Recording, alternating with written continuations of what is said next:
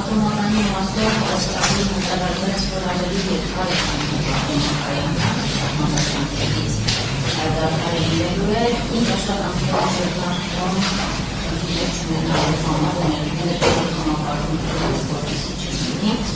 Ավիացիոն սերտիֆիկատի հետ կապված մի դիվերժենս պատասխանեցի Իրանության ողջունիներին, ինչու նաև շնորհքական եզրակացությունների եւ միասնական երթուղային ցանցի հետ կապված ձեռքբերումների շրջանի կարողացի հաջողված փորձը եւ ասացի, որ կան նոր ընկերություն, որը ստացել են սպասարկել նախին ժամկետների միջընկերությունը եւ արդյոք նախին չհաջողված փորձից դասեր քաղել է հետագայում կորեկցիոնների պարտավորությունները բավարարի չէ եւ նշեցի որոշ հատվածներում հատվածների չեն այսինքն մի կեսուչի մի քիչ ավելի նա դեպքում Շատ լավ, ես վերջին հարցից սկսեմ, բոլոր հատվածներում Արարատի մարզի, այսինքն մրցութային գործընթացը ամփոփել ենք եւ հաղթող կազմակերպություն կա 6 ամսյա մատակարարման ժամկետ է տրվում հաղթող կազմակերպություններին, իրենք 6 ամսվա ընթացքում ներդրումային ծրագրով ստանձնացին են պարտավորությունները պետք է կատարեն, այլապես մրցութային գործընթացը կչեղարկվի, իրենք նաեւ ֆինանսական միջոցներ ունեն, ուրեմն այս նպատակով որպես այդպիսին արկախած եւ նաեւ կզրկվեն այդ ֆինանսական միջոցներից եւ հետո նաեւ փոխված կարգի համապատասխան նոր մրցույթ չի իրականացվի եւ կհանձնվի երկրորդ տեղեկացման ընկերությանը թվարկում են փոփոխությունները որպեսզի տեսնեք թե նախորդ դեպքերից մենք ինչ դասեր ենք քաղել այսինքն այդ թվում նաեւ կարգի մեջ ենք փոփոխություններ արել որ նոր մրցույթ նոր դատական process-ներ իրականացնելու անհրաժեշտություն չլինի, չնայած ես ինքս վատատեսական սցենարի կողմնակից չեմ եւ կարծում եմ եւ վստահ եմ, որ մրցույթում հաղթող կազմակերպությունը սահմանված ժամկետում ինքը տրանսպորտային միջոցները կբերի եւ այնտեղ ուղևորափոխադրում կիրականացնի։ Գեղարքունիքի մարզի հիմնական հատվածներում էլի մրցույթը ամփոփված է եւ այնտեղ արդեն գտնվում ենք 6 ամսյա մատակարարման փուլի մեջ եւ 2026 թվականի երկրորդ եռամսյակում մենք այդ ժամկետը ավարտած կլինենք եւ կարծում եմ, որ տրանսպորտային երթուղին Գեղարքունիքի մասում կշահագործվի նորմալ։ Դրանից բացի մենք այլ մարզերի մասովեստային ուսումնասիրություններ ենք իրականացնում եւ 2026 թվականին միասնական երթուղու մասով նոր մրցույթներ կհայտարարենք եւ նոր մարզեր կսկսեն միասնական երթուղային տրամաբանության մեջ ուղևորափոխադրում իրականացնել։ Ինչ վերաբերվում է ավիացիոն սերտիֆիկատի հետ կապված հարցին, դուք տեղյակ եք, որ աուդիտի նոր ուսումնասիրություններ իրականացվել 2025 թվականի ընթացքում, դա աուդիտը արձանագրել էր, որ մի քանի տարի առաջ իրականացած հիմնական խոշոր աուդիտի, որը պատճառ հանդիսացավ Հայաստանը հայտնվի ավիացիոն սերտիֆիկատում, այնտեղ արձանագրված 40 ուրեմն թերությունները վերացված են, բայց նաև իհայտ են եկել նոր թերություններ եւ ավիացիոն կոմիտեն աշխատում է թերությունների շտկման ուղղությամբ։ Տարբեր բնույթի թերություններ են, տեխնիկական, օրենսդրական որոշակի փոփոխություններ, կառուցվածքային որոշակի փոփոխություններ անելու անհրաժեշտություն։ Սեպտեմբերյան աուդիտից հետո արձանագրված թերությունների շուրջ 60%-ը արդեն ուրեմն շտկված են եւ մենք շարժվում ենք մյուսները շտկելու եւ օր առաջ սերտիֆիկատից դուրս գալու հարցը կարգավորելու ուղղությամբ։ Ինչ վերաբերում է ատոմային էներգականին, համաձայն չեմ ձևակերպման հետ, թե մենք անսովոր երկար ժամկետով ենք ատոմակայանը դուրս հանելու, դա երկար ժամկետ է, բայց անսովոր երկար չի, այսինքն պլանավորված երկար ժամկետ է, մենք տարվա ընթացքում ունենում ենք եւ կարճ վերանորոգման աշխատանքներ, մոտավորապես 1 ամսից մինչեւ 40 օր տևողությամբ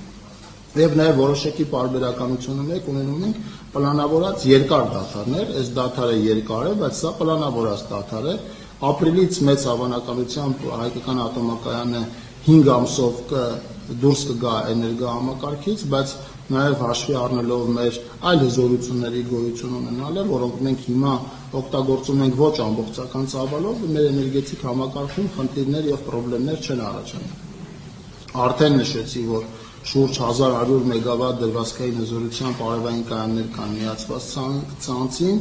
ինչը էականորեն մեծ է, նախորդ տարվա մեր արտադրած էներգիայի շուրջ 15%-ը արտադրվել է այդ կայանների կողմից, մի փոքր ավելի պակաս քան 15%-ը, եւ նաեւ դրանք մեզ հնարավորություն կտան էներգահամակարգը պահել անխափան վիճակում եւ որպես այդպեսին սա պլանավորված ցուցանիշ է եւ պլանավորված գործողություն է, որը մենք իրականացնում ենք շահագործման ժամկետի երկարացման մասով որոշակի պարբերականություն ունենք։ Իրան Հայաստան գծի մասով արդեն անդրադարձան նախորդ խոսքում, մենք հույս ունենք, որ 2026 թվականի ընթացքում գիծը կավարտի կառուցումը եւ այն կմիանա մեր էներգետիկ համակարգին, այսպիսով մեզ հնարավորություն տալով ավելի մեծ ծավալի էլեկտրաէներգիա արտանել Իրանի Իսլամական Հանրապետություն։ Շուրջ 85% կատարողական ունենք, ես նախորդ հարցին պատասխան դրա մասին արդեն ասեցի։